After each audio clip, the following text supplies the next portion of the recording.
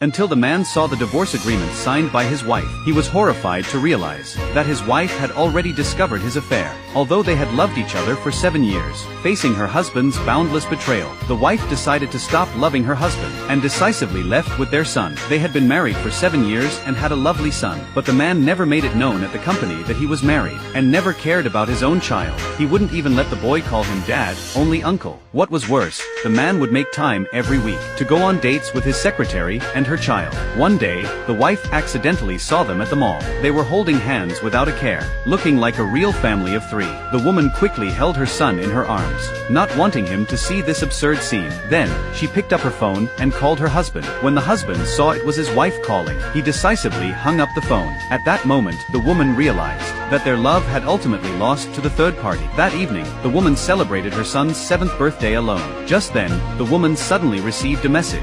When she opened it, it was an intimate photo of her husband and the secretary's son. At that moment, the woman was in immense pain. Seeing this, the son, being understanding, tried to cheer her up. The woman, not wanting her son to feel hurt, decided to take him away from this indifferent home. The boy tearfully agreed to his mother. Late at night, the man returned home exhausted. Looking at the cake on the table, he showed no sign of guilt. The woman questioned him, asking why he didn't come home to celebrate their son's birthday. But the man merely brushed it off, saying he had forgotten. At this, the woman no longer held any illusions about her husband. So, she took out the divorce agreement she had prepared and asked him to sign. Seeing this, the man explained that his wife misunderstood his relationship with the secretary. But before he could finish speaking, his phone rang. It was a call from the secretary. The man answered the phone in front of his wife. The secretary's child was scared because there was a power outage at home. So, the secretary called the man to go over and comfort the child. The man, upon hearing this, became very anxious. He decisively signed the divorce agreement and then left. Seeing this,